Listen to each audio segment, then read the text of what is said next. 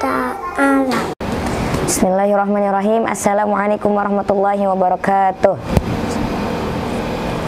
Alhamdulillahirabbil alamin.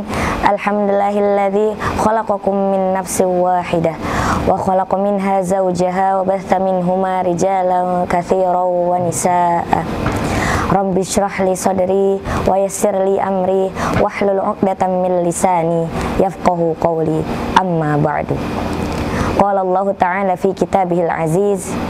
A'udzu billahi minasyaitonir rajim. Bismillahirrahmanirrahim. Syahrul Ramadan alladzi unzila fihi al-Qur'an hudan lin-nas wa bayyinatin minal huda wal furqan. Wa fi qoulihi ta'ala aidan Bismillahirrahmanirrahim. Inna anzalnahu fi lailatin mubarakah. Shadaqallahul azim. Pertama-tama marilah kita panjatkan puja dan puji syukur atas kehadirat Ilahi Rabbi yang mana telah memberikan kita kesempatan untuk hadir kembali di bulan Ramadan yang penuh barokah ini. Alhamdulillahirabbil alamin. Salawat beserta salam tak lupa kita curahkan kepada baginda kita Nabi besar Muhammad sallallahu alaihi wasallam, kepada keluarganya, para sahabatnya, serta kita selaku umatnya. Insya Allah kita akan mendapat syafaatnya di akhir kelak. Amin ya rabbal alamin. Di kesempatan kali ini, mari kita kupas tuntas tentang Lailatul Qadar atau malam nuzul Quran. Berbicara tentang Lailatul Qadar mengharuskan kita berbicara tentang surat Al-Qadar. Surat Al-Qadar adalah surat ke-97 di dalam Al-Quran. Surat Al-Qadar diurutkan setelah surat Al-Alaq. Dan perlu diketahui teman-teman bahwa penetapan surat urutannya itu bersifat tauqifi atau berasal dari Allah Subhanahu wa taala. Dan di dalam urutan-urutannya pun terdapat keserasian-keserasian yang mana dalam Al-Alaq dan Al-Qadar. Al-Alaq berisi tentang perintah untuk membaca, yakni membaca Al-Quran, dan Al-Qadar berisi tentang turunnya Al-Quran, dan malam tentang turunnya Al-Quran, yaitu malam kemuliaan, malam Lailatul Qadar. Malam Lailatul Qadar adalah malam kemuliaan yang kebaikannya itu lebih baik daripada 1000 bulan. Dan adapun Al-Qadar itu memiliki 3 makna. Yang pertama maknanya penetapan atau pengaturan. Kenapa dinamakan penetapan atau pengaturan? Karena Allah menurunkan Al-Quran di malam ini merupakan pedoman bagi manusia.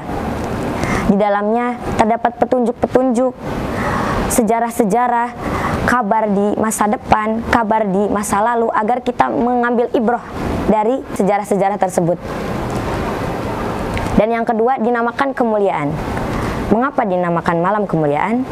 Karena di malam ini, malam yang dipilih Allah sebagai turunnya mukjizat terbesar sampai akhir zaman. Kemukjizatan Al-Quran itu tidak berakhir sampai wafatnya Nabi SAW, tetapi kemukjizatannya itu dapat terasa sampai kita sekarang. Dan yang ketiga dinamakan pula sempit. Kenapa dinamakan sempit? Karena di malam ini malaikat turun bersamaan dengan berkah dan rahmat memenuhi segala penjuru dunia. Maka dari itu di malam ini kita dianjurkan untuk memperbanyak ibadah, memperbanyak iktikaf. Supaya apa? Supaya malam Lailatul Qadar dapat singgah di hadapan kita. Adapun pertanyaannya, apakah Lailatul Qadar hanya terjadi satu kali saat Al-Quran diturunkan, atau setiap bulan Ramadan kita dapat menyambutnya? Nah, ada satu pendapat yang berkata bahwa Lailatul Qadar hanya pada saat turunnya Al-Quran. Tetapi kita kembali kepada ayat Al-Quran, tanazzalul malaikah. Di sana tanazzalul itu memakai fi'lul mudhari, yang artinya kurun waktunya itu di hadir awil mustaqbal, bukan memakai tanazzala atau fi'lul madhi yang sudah lalu.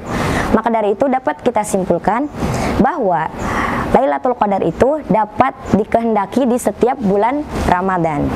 Adapun Rasulullah pernah bersabda bahwa kita dianjurkan memperbanyak iktikaf, ibadah-ibadah di 10 hari terakhir bulan Ramadan, teman-teman.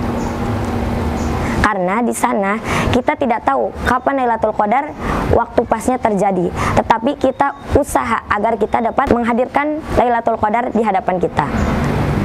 Umpamanya teman-teman ingin bertemu dengan idola, tetapi teman-teman memakai baju lusuh, memakai aksesoris yang berlebihan.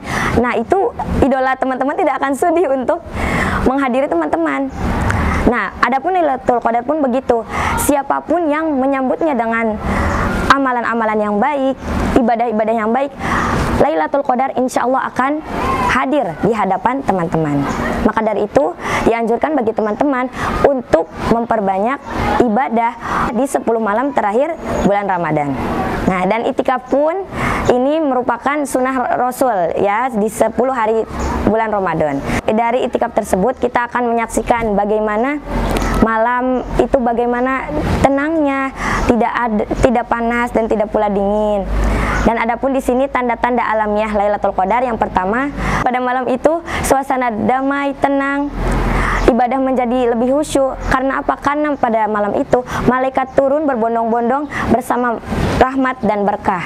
Maka pada malam itu dianjurkan untuk beriktikaf, untuk beribadah agar kita dapat dikehendaki oleh Lailatul Qadar tersebut. Dan pada pagi harinya, seperti yang telah dijelaskan pada surat Al-Qadar, tanazzalul malaikatu warruhu fiha biidzni rabbihim min kulli amrin salamun hiya hatta matla'il fajr.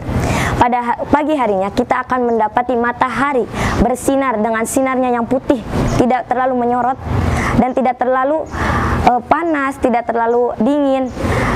Di sana akan terdapat ketenangan-ketenangan dalam hati kita. Adapun tanda-tanda lainnya itu ada tafsir mimpi. Ada orang yang mendapatkan Lailatul Qadar itu dalam mimpinya, akan dikehendaki dalam mimpinya. Dan adapun yang keempat, kita beribadah akan terasa lebih khusyuk karena malaikat-malaikat menaungi siapapun yang beribadah pada malam tersebut. Seperti malaikat menaungi orang-orang yang berkumpul dalam satu majelis Al-Quran. Semoga kita dapat menghendaki Lailatul Qadar di Ramadan pada kesempatan ini. Mari kita tingkatkan kualitas ibadah kita supaya Lailatul Qadar sudi untuk menghendaki kita. Wallahu alam. Dan untuk lebih jelasnya, agar teman-teman lebih mengetahui tafsir tentang surat Al-Qadar, teman-teman bisa bergabung bersama kami di STIQ Al-Multazam. Wallahu muwaffiq ila aqwamit thoriq. Wassalamualaikum warahmatullahi wabarakatuh. Doa berbuka puasa. Zahabat zama'u wa batalatil uruku wasabatal ajaru insyaallah. Telah hilang dahaga, urat-urat telah basah dan